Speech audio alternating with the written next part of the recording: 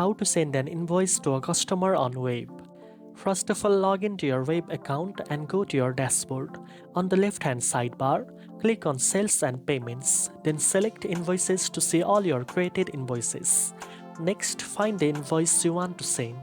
If you haven't created one yet, create an invoice first by entering your customer details, items and totals. Once your invoice is ready, click on it to open the detailed view. After opening the invoice, review all the details to ensure everything is correct, including customer information, item list, taxes, and totals. Web automatically calculates the totals, but double-checking is always a good idea. Then click the Save and Send button at the top of the page. Web will save and send the invoice directly via email to your customer.